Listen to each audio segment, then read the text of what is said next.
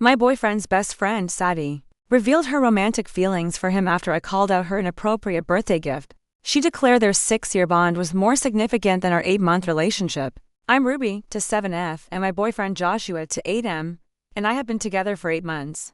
This all unfolded last week and it's been consuming my thoughts. For some background, Joshua and Sadie to 6F connected during their sophomore year of college. They met in an organic chemistry study group, and Joshua often credits Sadie with helping him ace that tough class. Countless late-night study sessions forged a deep bond between them, and they've maintained their friendship for 6 years now. Sadie, a graphic designer who lives about 20 minutes from Joshua, has been single for 2 years since her last serious relationship ended. They're quite close, typically hanging out a couple of times a week, sometimes more. Joshua was always transparent about their friendship, which I initially appreciated. When Joshua and I started dating, he introduced me to Sadie early on. She seemed pleasant enough, though I quickly noticed her habit of constantly bringing up inside jokes and shared memories that, naturally, I wasn't privy to. She'd reference their spring break trip from 3 years ago or a funny incident at a mutual friend's wedding. Joshua would often laugh along, sometimes explaining the context, but other times he'd just offer a polite smile and pivot the conversation. About 4 months into our relationship, I began noticing Sadie's tendency to call Joshua at inconvenient moments. These calls would come on weekend mornings during breakfast or late at night. While we were watching movies, Joshua consistently answered, even if we were in the middle of something, stepping out or moving to another room to talk. When I questioned this, he explained Sadie was navigating a rough patch and needed a confidant. These calls intensified around Joshua's birthday last month. One evening, during a dinner out, Sadie called him 3 times. Joshua kept apologizing and silencing his phone, yet he'd check it every few minutes for her texts. I ended up eating most of my meal in quiet, watching him type replies to her messages. 2 weeks before his actual birthday, Sadie began pestering Joshua about what gift he wanted, bringing it up in every conversation. Joshua told me she seemed unusually enthusiastic about getting him something special, framing his 28th birthday as a milestone or late 20s celebration, though honestly, 28 isn't typically a major milestone. He also mentioned Sadie was being very hush-hush about the present, claiming it was custom and personal, but offering no hints. Joshua appeared genuinely intrigued and a little excited by the mystery. I found it sweet that she wanted to create something unique, assuming it would be a thoughtful, normal gift. Perhaps a friendship photo album or a custom mug with an inside joke. For his birthday weekend, we planned a small gathering at Joshua's apartment. Sadie volunteered to help with decorations, arriving the night before with balloons and streamers. She stayed for 3 hours, and during that time, she repeatedly hyped up his gift, insisting he'd love it and it was the most personal gift she'd ever made. The party itself was pleasant, with about 15 guests, mostly Joshua's friends. Sadie arrived early and stayed until the very end, helping clean up. She saved her gift for last. After all other presents were opened, she handed Joshua a large, rectangular package, wrapped in paper adorned with photos of them from various events over the years. Joshua unwrapped it in front of everyone, including me. Inside was a custom body pillow with Sadie's asterisk entire face and body asterisk printed on it. She was depicted lying on her side in a casual pose, wearing jeans and a tank top, her image stretching the full length of the pillow. It was clear she professionally posed, hair styled, makeup done. The room fell silent. Joshua clutched the pillow, staring, utterly speechless for a good 10 seconds. Sadie, beaming, asked if he liked it, explaining she got the idea from an online meme and thought it'd be hilarious. Joshua finally managed a thank you, calling it creative. A few nervous chuckles broke the tension, but most friends just looked uncomfortable. One coworker joked Joshua would never be lonely now, which Sadie found uproariously funny. I sat on the couch, observing the entire spectacle in stunned silence. Once everyone left, Joshua immediately confronted the pillow situation. He admitted it was weird and that he had no inkling Sadie would do something like that. He cautiously asked how I felt, which confirmed he knew it was inappropriate. I told him it was deeply strange and asked what he intended to do with it. He vowed to tuck it away in his closet, never to be seen again. He genuinely seemed uncomfortable, profusely apologizing despite having done nothing wrong himself. We discussed it for about an hour, and he conceded the gift crossed boundaries, promising to speak with Sadie. But here's where things got tricky. The very next day, I found the pillow back on his couch. When I confronted him, he admitted Sadie had texted, asking if he was using her gift and if she could see a photo of it in his apartment. He felt guilty about potentially hurting her feelings. given her effort and expense. I firmly told Joshua that Sadie's feelings about her inappropriate gift shouldn't be his priority. He initially agreed, promising to put it away, but then started making excuses. He suggested Sadie had been particularly emotional since her breakup and probably hadn't grasped how the gift would be perceived, thinking it was just a joke. Over the next few days, Joshua continued to rationalize Sadie's behavior. He claimed she'd always been quirky, and this was just her sense of humor, emphasizing they were purely platonic and she'd never made a romantic move. I challenged him, asking how he'd feel if one of my male friends gave me a body pillow with his picture. Joshua admitted he'd be uncomfortable. The situation worsened as Sadie persistently inquired about the pillow in their regular chats, asking if he was sleeping with it, or if it was helping him sleep better. Joshua relayed these conversations, sounding increasingly exasperated by her relentless probing, yet he never told her to stop. Then, last Thursday, Sadie came over while I was there. She immediately scanned the room for the pillow, asking its whereabouts. Joshua, lying, said it was in his bedroom, it was in his closet. Sadie then asked to see how it looked on his bed, and Joshua actually started walking toward the bedroom before I intervened. I explicitly told Sadie that her gift made me uncomfortable, and was inappropriate for someone in a committed relationship to possess a body pillow featuring another woman. Sadie feigned surprise, claiming she never thought about it that way, and that it was just a funny gag gift between friends. But then she uttered something truly galling. She informed me that her friendship with Joshua predated our relationship by years, and she would never intentionally harm his relationships. She implied that if I trusted Joshua, I should trust their friendship, too, effectively shifting the blame to my supposed insecurity rather than acknowledging her inappropriate actions. Joshua remained completely silent during this entire exchange, allowing Sadie to essentially tell me I was being unreasonable. After Sadie finally left, I confronted Joshua, telling him I expected him to back me up when his friends crossed boundaries in our relationship. His reply, that he didn't want to get in the middle of an argument, deeply upset me. I wasn't asking him to take sides in a petty disagreement. I was asking him to recognize that his friend had given him a disrespectful gift that undermined our relationship. The fact that he framed this as me versus Sadie, instead of us as a couple addressing an external issue, made me seriously question his priorities. I've been fixating on this all week. Joshua has attempted to act as if everything is fine, yet he hasn't dealt with the pillow or spoken to Sadie about boundaries. The pillow remains in his closet and Sadie still brings it up in their conversations. Joshua tells me about these exchanges, but claims his hands are tied. I'm starting to wonder if Joshua values his friendship with Sadie more than our relationship. He seems more preoccupied with not upsetting her than with how her behavior impacts me. I've never asked him to end their friendship or even limit contact. I just wanted him to acknowledge the pillow was inappropriate and establish clear boundaries. Now, I'm second-guessing myself, wondering if I'm overreacting. Perhaps Sadie truly thought it was just funny, and maybe I'm being desensitive. But I can't shake the conviction that she knew exactly what she was doing. Her deliberate posing for that specific full-body photo feels highly calculated. I desperately need an outside perspective. Am I wrong to be so bothered? Should I just let it go? Or is this a deeper issue of respect and boundaries within our relationship? Update 1. Firstly, a massive thank you to everyone who commented on my initial post. The overwhelming response truly illuminated the situation for me, highlighting red flags I'd overlooked and offering solidarity from similar experiences. After internalizing your insights, I knew I needed a serious conversation with Joshua about Sadie and their dynamic. I waited until the following weekend when we had ample time to talk without interruptions. I revisited the pillow incident, explaining how his past responses had made me feel unsupported. Joshua listened intently, finally seeming to grasp the depth of my upset. He confessed he'd been sidestepping the issue to avoid drama with Sadie, feeling responsible for her well-being during her post-breakup struggles.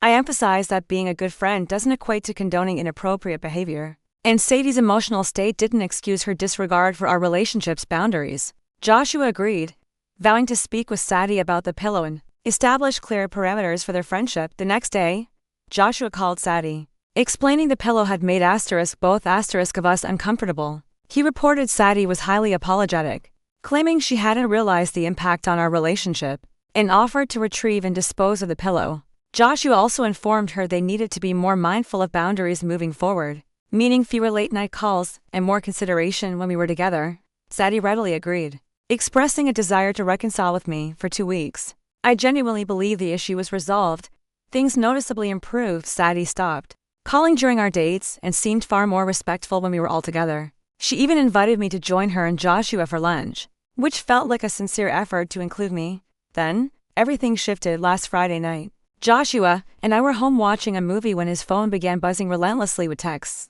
He initially ignored it, but after 10 minutes of constant notifications, he finally checked. Sadie had sent a barrage of messages starting around 10 p.m. The first few were innocuous. Weekend plans, funny online finds, but they quickly turned deeply personal. She lamented how much she missed their old friendship, feeling she was losing her best friend and struggling with their relationship's changes. Joshua showed me the messages as he read them. Sadie explicitly wished things could revert to how they were before I came into the picture. These messages spanned over an hour, filled with specific cherished memories, college study sessions, weekend trips, even mundane moments like watching movies on his couch.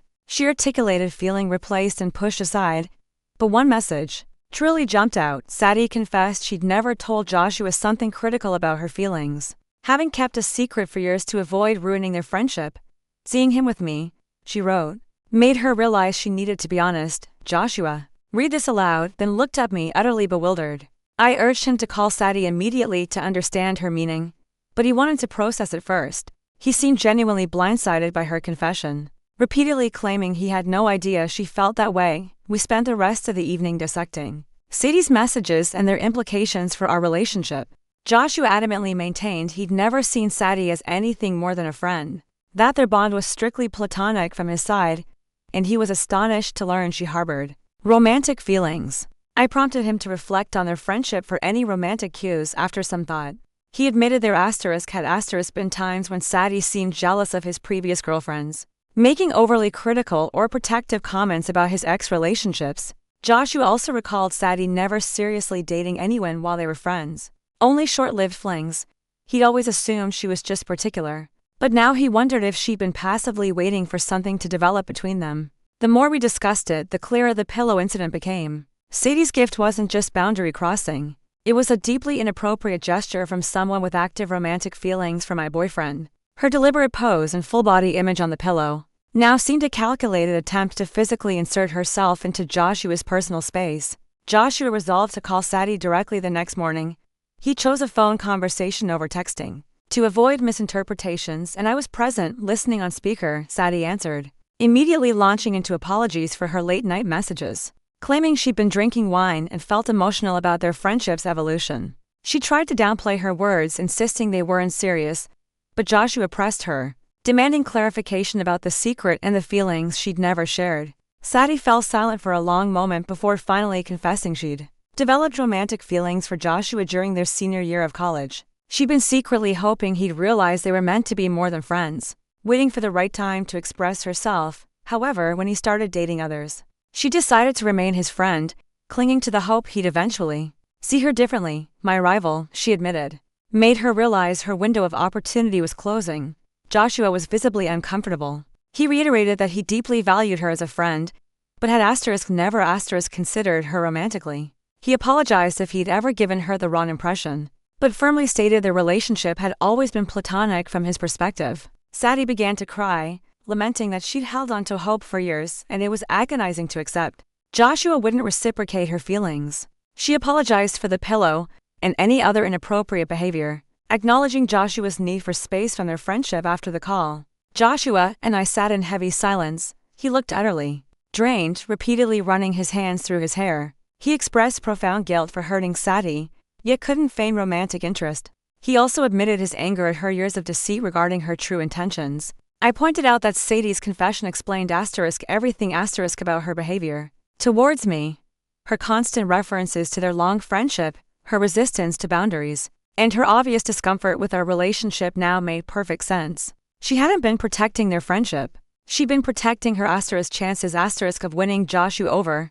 Joshua agreed, feeling manipulated by Sadie's actions. He recognized that countless interactions over the past 8 months, her frequent calls, emotional dependency, even the birthday gift, had all been calculated attempts to maintain her central role in his life and compete with me for his affection. We spent the weekend discussing the profound implications for Joshua's friendship with Sadie. I unequivocally stated I couldn't continue a relationship with someone who maintained a close bond with a woman actively pursuing him romantically. Joshua fully grasped my position and acknowledged he faced difficult decisions about his relationship with Sadie. He decided to take a definitive break from their friendship to allow both of them space. He texted her that Sunday, explaining he needed time to process everything and would contact her in a few weeks to discuss their friendship's future. Sadie responded instantly with a lengthy, desperate message, pleading with Joshua not to cut her out. She swore she'd respect our relationship and never again bring up her romantic feelings, even offering to limit contact to only when I was present. But Joshua had already made up his mind. He replied that he needed distance regardless of her promises, stating too much had transpired to revert to their old dynamic. He told her he'd reach out when he was ready to talk, but that could be several months. Sadie sent several more messages that evening, but Joshua didn't respond to any. He deleted her number from his phone and unfollowed her on all social media platforms, determined to establish clear boundaries to protect our relationship and his own mental well-being. Since then, Joshua and I have experienced a noticeable improvement in our relationship. He seems genuinely relieved to have Sadie's true feelings out in the open, and has become far more attentive to our relationship. He apologized for not having taken my concerns seriously sooner and pledged to be more supportive in the future. However, Sadie hasn't given up.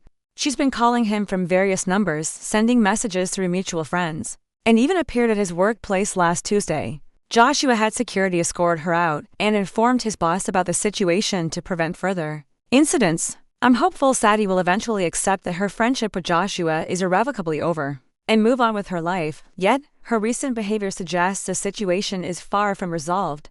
Joshua and I are navigating this one day at a time, dedicated to building a stronger foundation for our relationship, free from Sadie's persistent interference. Update 2. The situation with Sadie has unfortunately taken several deeply concerning turns since my last update, and I desperately need further advice. For the initial month after Joshua severed contact, things were relatively calm. Sadie sent a few messages via mutual friends, which Joshua consistently ignored. He seemed to be adapting well to life without her constant presence, and our relationship flourished. However, Sadie's behavior began escalating significantly about 2 weeks ago. It started with her creating fake social media accounts to follow both Joshua and me online. Joshua first noticed suspicious friend requests from profiles with generic names and no profile pictures. Upon closer inspection, he could discern Sadie's personal photos subtly integrated into the backgrounds of some posts. I discovered my own fake follower when Jennifer_Emma_2024, an account with no posts, accidentally liked one of my old Instagram pictures. Clicking the profile picture revealed it was a cropped photo of Sadie from her genuine account. Joshua and I immediately blocked it. He decided to privatize all his social media and asked me to do the same. We also meticulously went through our friend lists, removing anyone we couldn't personally recognize. Joshua later found 3 more fake accounts, all subtly featuring Sadie's photos, that had been tracking him for weeks. The social media stalking was unsettling, but what followed was far more sinister. Last Monday, Joshua arrived home to an unmarked package on his doorstep. Inside was a photo album filled exclusively with pictures of him and Sadie from throughout their years of friendship, accompanied by an 8-page handwritten letter, front and back. Sadie had meticulously chronicled every significant memory from their friendship, starting from their college meeting day. She detailed specific conversations, inside jokes only they shared, and moments she perceived as Joshua developing feelings for her. She confessed she'd been in love with him for years, having planned to reveal it during their senior year, but backing down at the last minute, fearing it would ruin their bond. The letter painstakingly documented every relationship Joshua had since college, explaining how each breakup had renewed her hope that he would eventually turn to her. Disturbingly, the letter also contained baseless accusations against me and our relationship. Sadie alleged I had manipulated Joshua into cutting her out of his life, claiming I was jealous of their connection and had convinced him to abandon his oldest friendship. She asserted Joshua had changed since dating me and was no longer the person she had fallen in love with. But the most chilling revelation was Sadie's elaborate plan to win Joshua back. She described her intention to prove I wasn't right for him, and that their friendship was more important than our relationship, outlining specific strategies to sow discord between us and force Joshua to choose his loyalty to her over his commitment to me. Joshua was visibly shaken after reading the letter. He realized Sadie's obsession with their friendship was far deeper than he had imagined. Some of the treasured memories she described were events Joshua barely recalled, but Sadie had apparently cherished them for years as undeniable signs of a profound connection. We decided to retain the letter as crucial evidence should her behavior continue to escalate. Joshua also took the precaution of changing his mailing address to a P.O. box, preventing Sadie from having direct access to his residence. 2 days later, Sadie began appearing at our usual hangouts. She showed up at the coffee shop where we routinely had Saturday morning breakfast. Spotting us through the window, she walked in and approached our table. Joshua firmly told Sadie to leave us alone, and that he didn't wish to speak with her. Sadie completely disregarded him, taking a seat at our table and starting a conversation as if nothing had changed, asking about his work and mentioning funny online things that reminded her of him. I interjected, telling Sadie she was making us uncomfortable and needed to respect Joshua's request for space. She looked genuinely surprised, stating she wasn't talking to me but having a conversation with her best friend, and that I shouldn't interrupt. Joshua stood up, declaring we were leaving. Sadie followed us out to the car, continuing to try and engage Joshua in conversation about their college days and shared professors. Joshua ignored her completely. As we reached the car, Sadie placed her hand on Joshua's arm, pleading that she missed him and didn't understand why he was being so cold. She insisted their friendship was too important to throw away over a misunderstanding. Joshua gently removed Sadie's hand from his arm and unequivocally told her their friendship was over. He explained that her romantic feelings made a normal friendship impossible, and her recent actions had clearly demonstrated her inability to respect boundaries. He warned that any continued contact or following would be considered harassment. Sadie's expression instantly transformed. She looked as if he'd physically struck her. She lashed out, asking how he could discard 6 years of friendship for someone he'd only known for 8 months. She declared I would eventually abandon him just like his previous girlfriends, but she would always be there for him. Joshua silently got into the car, and I followed. Sadie remained in the parking lot, watching us drive away, her figure appearing utterly lost in the side mirror. That evening, Sadie barraged Joshua with dozens of text messages from various numbers. She clearly resorted to disposable phones or messaging apps, as Joshua's blocks were futile against the endless new messages. The text swung wildly between desperate apologies and furious accusations. In some, she pleaded for his forgiveness, promising to respect our relationship if he would just speak to her. In others, she accused him of abandoning her and claimed I had brainwashed him against his oldest friend, sending photos from their college days and reminiscing about their shared happiness. Joshua turned his phone off after the first hour, but the messages continued through the night. When he reactivated his phone the next morning, he had over 60 messages from Sadie, some sent as late as 4 a.m., stark evidence of her escalating obsession. Joshua finally decided to contact the police, reporting Sadie's behavior as harassment. The officer he spoke with advised documenting the incidents, but stated that without explicit threats of violence, legal options were limited. The officer suggested Joshua send Sadie one final, unambiguous message demanding no contact, and then meticulously document any further attempts. Joshua sent Sadie a text message explicitly stating that any further contact would be considered harassment, prompting legal action if necessary. He instructed her to delete his number, cease all social media following, and stop communicating through mutual friends, declaring their friendship permanently over. Sadie's reply arrived within minutes, a lengthy message asserting Joshua was making the biggest mistake of his life. She claimed he regret choosing me over their friendship, realizing too late how much she meant to him, and predicted I would eventually hurt him, maintaining she was the only person who truly loved and understood him. After that final, venomous message, Sadie's communication ceased completely for 3 days. Joshua received no calls, texts, or social media contact. We began to cautiously hope she had finally accepted the situation and decided to move on. But yesterday morning, Joshua received an urgent call from his boss asking him to come in early. Upon arrival, his boss explained Sadie had been repeatedly calling the company, falsely identifying herself as Joshua's girlfriend. She told the receptionist Joshua was experiencing a severe medical emergency and needed to be reached immediately. When the receptionist tried to transfer Sadie to Joshua's extension, and it went to voicemail, Sadie became agitated, demanding to speak with his supervisor. She then spun a fabricated tale to Joshua's boss. Joshua had been in a car accident and required emergency surgery, and she was calling from the hospital. Joshua's boss was actually preparing to rush to the hospital when he wisely decided to call Joshua's cell phone first. When Joshua answered, sounding perfectly healthy, his boss quickly realized Sadie's story was a complete fabrication. Joshua was forced to explain the entire harrowing situation to his supervisor. providing documentation of Sadie's harassment. The company has now permanently flagged Sadie's name and phone numbers in their system, ensuring she can no longer reach Joshua at work. While his boss was understanding, Joshua was deeply embarrassed that his private life had so severely impacted his professional reputation. Joshua and I are now exploring more drastic measures to protect ourselves. We're actively researching restraining orders and meticulously documenting every incident with precise dates and times. Joshua has also proactively informed his apartment management company about the situation, in case Sadie attempts to access his building. I never imagined a simple birthday gift could spiral into such an alarming level of obsession and harassment. Sadie's refusal to accept Joshua doesn't reciprocate her romantic feelings has transformed her from an overly involved friend into someone who appears genuinely unstable. Joshua carries a heavy burden of guilt for not recognizing Sadie's feelings sooner and establishing clearer boundaries years ago. However, I've assured him Sadie's behavior isn't his fault. She made the deliberate choice to be dishonest about her intentions and to relentlessly pursue him. Despite knowing he was in a committed relationship, we're navigating this day by day, hoping Sadie will eventually move on. But given her escalating behavior, I fear things will worsen before they improve. We remain steadfast in supporting each other through whatever comes next. Update 3.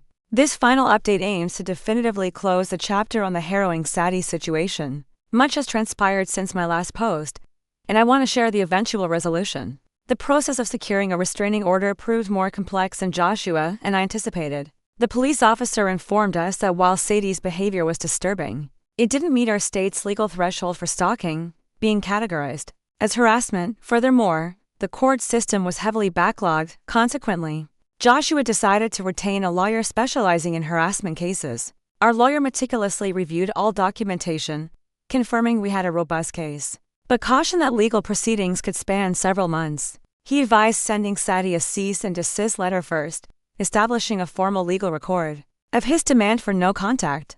The cease and desist letter was delivered to Sadie's apartment on a Tuesday morning in early March, which she personally signed for, according to the delivery service. Joshua's lawyer had drafted the letter in unequivocal terms, stating that any further contact from Sadie would immediately result in legal action. For 2 weeks post-delivery, Sadie completely left us alone.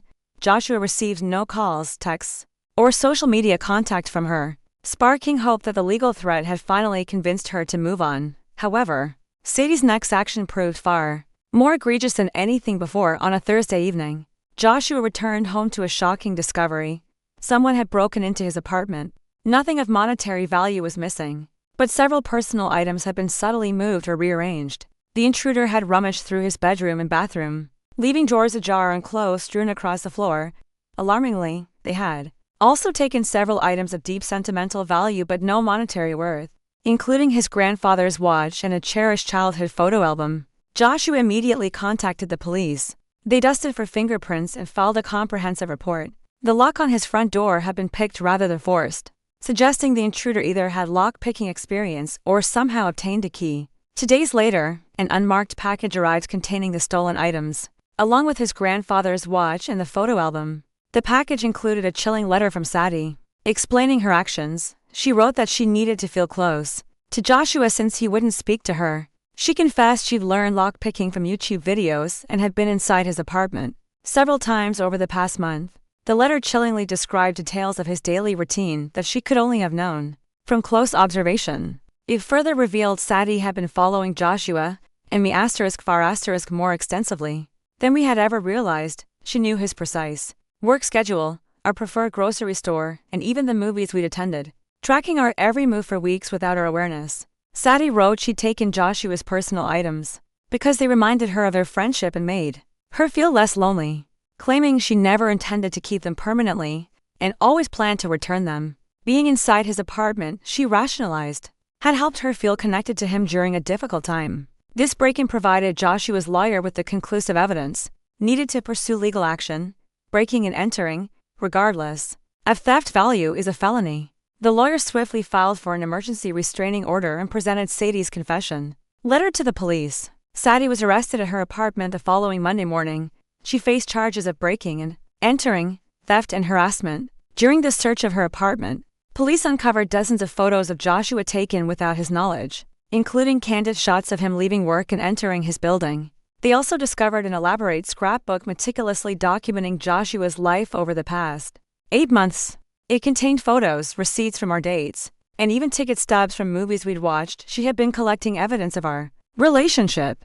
As if conducting a full-scale surveillance operation, Sadie's arrest made local news due to the unusual nature of her crimes. Described by reporters as obsessive behavior that escalated from friendship to stalking, Joshua was interviewed by phone but declined to appear on camera or provide his full name. During Sadie's court hearing, her lawyer argued she was experiencing a severe mental health crisis, advocating for treatment over incarceration. Sadie, it emerged, had been diagnosed with multiple psychological conditions, including depression and an attachment disorder, that impaired her ability to form healthy relationships. The judge, while sympathetic to Sadie's mental health struggles, emphasized that her behavior had inflicted significant trauma on both Joshua and me. Sadie was sentenced to 6 months in jail, followed by 2 years of supervised probation, with strict orders to have no contact with either of us during that period.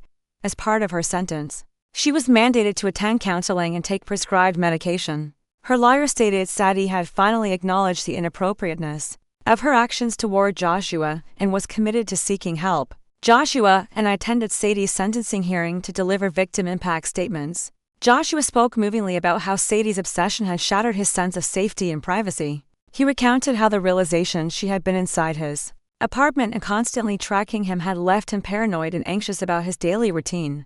I shared how Sadie's behavior had deeply impacted our relationship and my own sense of security, explaining her harassment had forced us to alter our lifestyle, causing immense stress that affected both our mental health. I stressed that her actions demonstrated a complete disregard for our right to live peacefully. Sadie cried throughout both our statements, repeatedly attempting to make eye contact with Joshua. When the judge asked if she had anything to say, Sadie offered a tearful apology for her behavior, expressing hope Joshua could forgive her someday, and affirming she never intended to hurt him, and was sorry for the pain she had caused. A profound sense of relief washed over Joshua and me once the legal process finally concluded. Sadie was scheduled to begin her jail sentence immediately, granting us at least 6 months free from her intrusive interference. During her incarceration, we dedicated ourselves to reclaiming a sense of normalcy. Joshua relocated to a new apartment with enhanced security, and we both changed our phone numbers and email addresses. We also took a much-needed vacation, using the time to process the trauma and reconnect as a couple. This ordeal with Sadie imparted crucial lessons about boundaries and trust in relationships. Joshua recognized he had been overly accommodating of his friends' inappropriate behavior, while I learned to trust my instincts when something felt inherently wrong. Sadie was released from jail after serving for months of her 6-month sentence, credited for good behavior as per her probation terms. She was required to return to her parents' home in another state and continue her mandatory counseling. Her probation officer confirmed her compliance with all release conditions. We haven't heard from Sadie since her release 6 months ago. While we occasionally worry she might attempt contact, once her probation ends, we've built a robust support system and established clear protocols to manage any future incidents. Joshua changed jobs approximately 3 months after Sadie's sentencing. He felt uncomfortable remaining at the company, where she had fabricated medical emergencies. His new workplace boasts excellent security policies, and he openly discussed the situation with his supervisor during his interview process. We also decided to move in together shortly after Sadie's arrest. Living separately had made us both feel vulnerable, and sharing a home has significantly boosted our sense of security. Our new apartment features a doorman and comprehensive security cameras, offering considerable peace of mind. The financial toll of dealing with Sadie's harassment was substantial. Joshua spent over $3,000 on legal fees, apartment deposits, and security upgrades. We also invested in counseling sessions to help us process the trauma of being stalked and having our privacy so egregiously violated. Joshua's relationships with several college friends became strained following Sadie's arrest. A number of people in their friend group sided with Sadie, criticizing Joshua for not handling the situation more gently, and arguing she was struggling with mental health issues, suggesting he should have been more understanding. 2 of Joshua's closest college friends completely ceased communication after Sadie's sentencing, asserting Joshua had overreacted by involving the police, and that her jail time was excessive. For someone clearly unwell, Joshua was hurt by their reaction, but ultimately realized these individuals had never truly respected our relationship anyway. These mutual friends who excused Sadie's actions showed Joshua They fundamentally misunderstood the gravity of stalking and harassment. Joshua concluded that maintaining friendships with people who condone criminal behavior was not worth the immense stress it caused our relationship. We learned through social media that Sadie has returned to her hometown. Her parents enrolled her in an intensive outpatient program for individuals with attachment disorders and other psychological conditions. Her posts indicate she's actively attending group therapy and working part-time at her father's business. Sadie has not directly contacted Joshua, but she did send a letter to his parents' house last Christmas. The letter contained an apology and an update on her treatment progress, acknowledging her understanding of why Joshua pursued legal action and expressing hope for his happiness. Joshua's parents forwarded the letter to us, and we chose not to respond. Our lawyer had explicitly advised that any contact with Sadie, even to acknowledge her apology, could be misconstrued as reopening communication. We were determined to maintain clear boundaries to protect ourselves. The letter, however, did suggest Sadie was genuinely seeking professional help and appeared to understand the wrongfulness of her behavior. She wrote about learning to recognize unhealthy attachment patterns and developing healthier coping strategies for managing her emotions, expressing hope for Joshua's forgiveness someday. While respecting his need for distance, Joshua and I have been in couples counseling for the past year, addressing the trust issues Sadie's behavior created in our relationship. Our counselor has helped us cultivate superior communication skills and strategies for establishing boundaries with others. This experience also sharpened our awareness of red flags in friendships and relationships. We both learned to unequivocally trust our instincts when someone's behavior feels inappropriate, rather than making excuses or passively hoping things will improve. Joshua proposed to me 6 months ago, and we're planning our wedding for next spring. We've deliberately decided not to invite any friends who supported Sadie's behavior, which has considerably streamlined our guest list. We want our wedding to be a celebration shared exclusively with people who genuinely respect our relationship and our established boundaries. We still occasionally monitor Sadie's social media to ensure she remains in her hometown and isn't planning a return to our area. Her posts suggest she's genuinely focused on her treatment and rebuilding her life with her family support.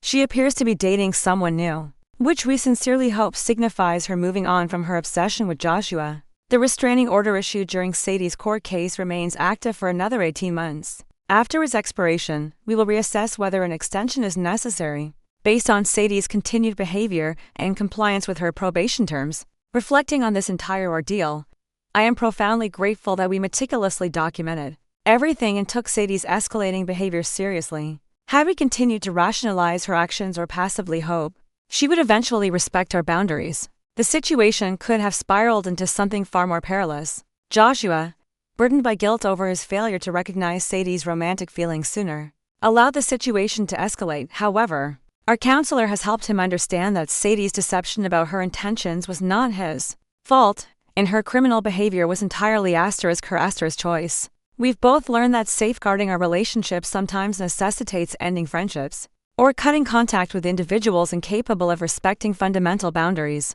While losing mutual friends over this was difficult, we ultimately realized that anyone excusing stalking and harassment is not someone we wish to associate with. The most significant outcome of this experience is that Joshua and I have emerged as a much stronger couple. We've learned to communicate more transparently about our concerns and to actively support each other when confronting difficult individuals. We've also developed a profound appreciation for the peace and security that healthy relationships afford. I hope our story empowers others to recognize the insidious warning signs of obsessive behavior and take decisive action before situations escalate. Sadie's harassment began with seemingly minor boundary violations, but her conduct became progressively more dangerous. To anyone facing a similar struggle, meticulously document everything, and do not hesitate to seek assistance from law enforcement or legal professionals. Never let anyone convince you that you're overreacting to behavior that genuinely makes you uncomfortable.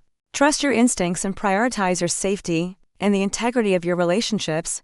Sadie's probation will conclude in another year, and we genuinely hope she continues to prioritize her treatment and build a healthy life for herself. We wish her well in her recovery, but we have absolutely no intention of ever allowing her back into our lives. Some boundaries we've learned are permanent, and that is entirely acceptable. Story 2. My father-in-law, Richard, has been actively attempting to sabotage my husband's business, all because he refused his demands for money. The situation has spiraled drastically, and I'm currently pregnant. I've been married to my husband, Alex, 31M, for 3 years. We first crossed paths at a tech startup, both working as software developers. I vividly recall being impressed by Alex's unwavering dedication and innovative ideas. During our very first project together, Alex's childhood was notably complex, largely shaped by his father, Richard, 54M, who was predominantly absent. Alex and his mother, Maria, 5F, grew up in a modest Boston apartment. Their early life, however, wasn't always a struggle.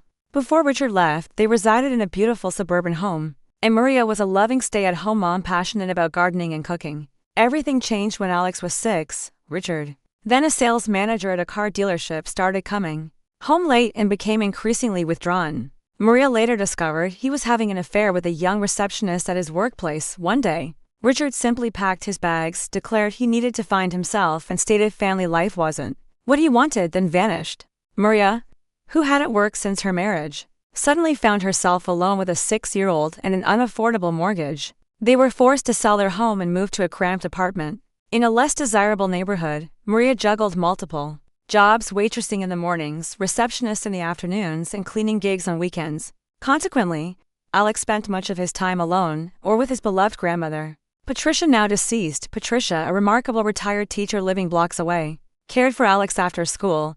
She taught him to read early and ignited his passion for computers, buying him his first programming book at age 12. Alex often attributes his current success largely to his grandmother's profound influence and unwavering support. Richard would sporadically resurface in Alex's life, typically around birthdays or holidays.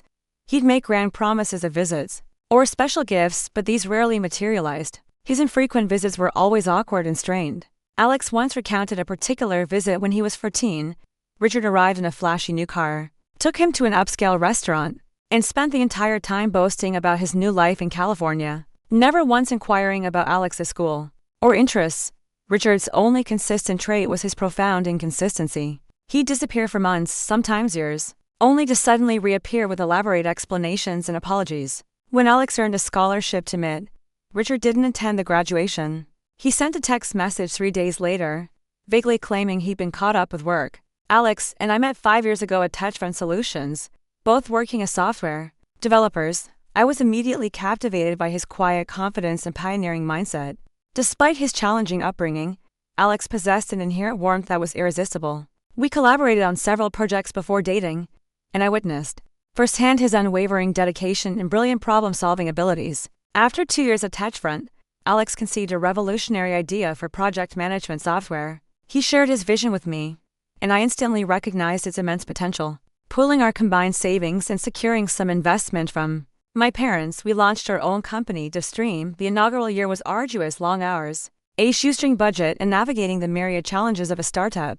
Yet Alex's determination never faltered. DivStream began to gain significant momentum in its second year. We developed a proprietary algorithm that distinguished us from competitors, and clients quickly took notice. As buzz about our software spread, larger companies expressed keen interest.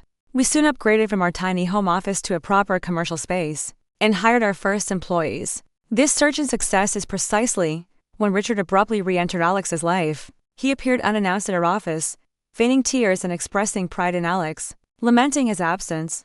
He looked significantly different from the photos Alex had shown me, older, less refined, with graying hair and visibly worn clothes. He regaled us with tales of his financial woes, a job lost due to downsizing, 3 months behind on rent, and his current wife, Laura, for 8F, requiring costly medical treatments for diabetes. Despite my strong reservations, Alex, wanting desperately to believe his father had changed, decided to give Richard another opportunity. The timing, I admit, was suspiciously convenient. Richard appearing just as DivStream started making headlines in local business news, Alex began helping Richard financially, initially with modest sums for rent and groceries, which quickly escalated to larger amounts for Laura's supposed medical bills. Richard's demands intensified, shifting to a dream food truck business, then car repairs. Each plea came with elaborate repayment schemes that never materialized. I observed how Richard masterfully manipulated Alex, dredging up childhood memories and guilt-tripping him about his success while his father struggled. The breaking point arrived last month when Richard pressed Alex to invest $100, zero in a revolutionary business opportunity. He was incredibly vague about the specifics, yet promised astronomical returns when Alex requested a business plan or any documentation. Richard became belligerent, accusing Alex of a lack of trust. When Alex finally refused, Richard's true colors were undeniably exposed. Richard immediately began disseminating malicious falsehoods about Alex and upstream to our family and crucial business contacts. He spread rumors that Alex's success was built on stolen ideas, that the company was on the brink of bankruptcy, and that Alex was swindling his investors. These damaging lies quickly jeopardized our business relationships, leading 3 potential clients to withdraw from deals. The situation became even more precarious when I discovered I was pregnant. We hadn't shared the news with anyone beyond our closest friends, having suffered a miscarriage last year, and wished to remain cautious. However, Richard somehow unearthed this information through a family friend. Instead of offering congratulations, he shamelessly exploited it to pressure Alex for money, asserting he needed to move closer to be a part of his grandchild's life. Last week, Richard irrevocably crossed a line. We had a pivotal meeting with a major client, a deal we painstakingly cultivated for months, poised to significantly expand our company. Richard appeared at the meeting, completely inebriated, creating a chaotic scene in the lobby. He loudly accused Alex of abandoning him in his time of need. The client, appalled, immediately terminated the deal, costing us a contract worth over $500,000. We have since severed all contact with Richard and are actively exploring legal avenues to protect ourselves and our business. I've blocked him across all platforms, and Alex has informed his remaining family members of the grim reality. The immense stress is detrimental to my pregnancy, but I know we are making the right decision. Alex must break free from this toxic cycle of manipulation, especially now that we are bringing a child into the world. Update 1. It's been a month since my last post, and I want to express my profound gratitude for all the support and guidance. The situation with Richard has only grown more intricate, unveiling several shocking revelations. After we severed contact, Richard's behavior became alarmingly erratic. He started appearing unannounced at our house and Alex's office, often during odd hours. Our neighbor once caught him rummaging through our mailbox at 5 a.m. We were forced to hire office security and install a sophisticated camera system at our home. Then, last week, Richard's current wife, Laura, for ADF, discreetly reached out through a mutual friend, requesting a private meeting at a local cafe. I was hesitant, but after consulting with Alex, I agreed. What Laura disclosed during our meeting shattered our entire understanding of the situation. Richard's relentless pursuit wasn't merely about money. He harbored a severe, uncontrolled gambling addiction that had spiraled catastrophically over the past decade. She revealed they'd lost their California home 5 years prior due to his gambling debts, forcing them to move to a smaller city where they were unknown. Richard constantly vowed to seek help, but instead became adept at concealing his addiction. Laura also unveiled a shocking truth. Richard had other children from previous relationships, Michael, to 7M, and Sophia, to 5F. We had no prior knowledge of their existence. Laura stumbled upon old child support documents while searching for evidence of Richard's gambling. After some online detective work, we successfully connected with Michael and Sophia. Michael is an architect in Chicago, and Sophia owns a small bakery in Portland. Their accounts were eerily similar to Alex's. Richard had abandoned them in their youth, only to reappear years later once they achieved financial stability. He had attempted to exploit both of them, pressuring Michael for investment in bogus property deals and trying to coerce Sophia into taking out a business loan for him. The striking parallels in Richard's manipulated tactics were undeniable. He had employed the exact same methods with all his children: emotional manipulation, guilt-tripping, and elaborate fabricated stories about medical emergencies or lucrative business opportunities. Both Michael and Sophia had wisely severed ties with him years ago. Richard's attempts to sabotage our business have now escalated further. Last week, he created multiple fraudulent social media accounts impersonating Alex. He began contacting our clients, attempting to ensnare them in fake investment scams. While most clients wisely cross-referenced with us, a few smaller businesses tragically fell victim. We've had to dedicate countless hours to extensive damage control. The financial repercussions for the stream have been substantial. We've lost several smaller clients, though thankfully, most major ones have remained loyal after learning the full truth. Our lawyer has emphatically advised us to meticulously document every incident for impending legal action. Our evidence folder continues to grow. Screenshots of his fake accounts, unsettling security camera footage of him loitering near our property, and incriminating emails sent to our clients. Laura further provided us with deeply unsettling information regarding Richard's recent activities. He had fraudulently taken out loans in her name without her knowledge, maxing out credit cards she wasn't even aware existed. She only discovered this when aggressive debt collectors began hounding their home. The total amount he had illicitly borrowed under her name was nearly $100,000. She also detailed Richard's long history of failed business ventures, a series of get-rich-quick schemes that consistently imploded. These included a failed restaurant, a disastrous attempt at flipping houses during the 2008 financial crisis, and most recently, a cryptocurrency investment that proved to be a Ponzi scheme. Each successive failure pushed him deeper into his gambling addiction, creating a relentless, destructive cycle. The immense stress of this situation has taken a toll on my pregnancy. I've been experiencing elevated blood pressure, and my doctor has prescribed complete bed rest. Alex has commendably shouldered the majority of our business challenges, stepping up in ways that make me fall in love with him all over again. He's also diligently attending expectant father classes and preparing for the baby's arrival, fiercely determined not to let Richard's chaos overshadow this profoundly special time in our lives. Michael and Sophia have been incredibly supportive since our connection. They've openly shared their experiences and strategies for confronting Richard's manipulation. We've established weekly video calls, forging a vital support system none of us had previously. It's bittersweet witnessing Alex bond with his half-siblings under such trying circumstances, but their shared ordeal has undeniably created a powerful connection. Update 2. 3 months have elapsed since my last update, and the situation has certainly taken several unanticipated turns. I must once again extend my gratitude to this community for your invaluable support and guidance during these incredibly challenging decisions.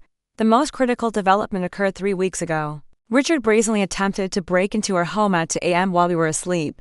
Our advanced security system immediately alerted us and the police. They apprehended him in the act, attempting to pry open our back door with a crowbar. He was clearly intoxicated, with gambling slips protruding from his pocket. The police arrested him on the spot, and he spent the night in jail. This incident led to a series of disturbing revelations about Richard's recent activities. Officers found various incriminating documents in his car, including meticulously detailed information about our daily routines, screenshots of our business contacts, and most chillingly, ultrasound pictures of our baby that he had somehow obtained from my confidential hospital records. We still have no idea how he gained access. The morning after his arrest, Laura called Alex, utterly distraught. She had discovered Richard had not only drained their joint bank account, but had also taken out loans against their car, leaving her facing imminent eviction from their apartment. While sifting through their paperwork, she unearthed irrefutable evidence that Richard had been meticulously planning to defraud even more individuals using Alex's company name. He created fake business cards and official company letterheads. Laura also tearfully confessed that Richard had fabricated her diabetes diagnosis. She never had any medical issues. It was purely another one of his elaborate schemes to extort money from Alex. She has since filed for divorce and is fully cooperating with our lawyer, providing crucial evidence of Richard's fraudulent activities. Throughout this ordeal, our bond with Michael and Sophia has deepened considerably. They immediately flew in to offer their unwavering support during the legal proceedings. Michael, utilizing his expertise as an architect, helped us completely overhaul our home security system, integrating advanced features we hadn't even considered. Sophia, from her bakery, has been consistently sending us thoughtful care packages and checking in regularly. It's truly remarkable how this horrific situation has forged such profound and meaningful family connections. After his night in jail, Richard, through his lawyer, sent a letter. He predictably claimed a desire to make amends, attributing his behavior solely to his gambling addiction, and offered to attend rehabilitation if we dropped the charges. The letter was saturated with his familiar manipulative language, invoking Alex's childhood, professing a longing to be a grandfather, and making hollow promises of change. The decision of whether to press charges weighed heavily on Alex. Despite everything, he grappled with the thought of his father having a criminal record. We spent several agonizing nights discussing it, meticulously weighing all the options. Michael and Sophia also share their valuable perspectives, having both endured strikingly similar situations with Richard's empty vows of transformation. Update 3. Our son, Nathan, arrived 2 weeks ago.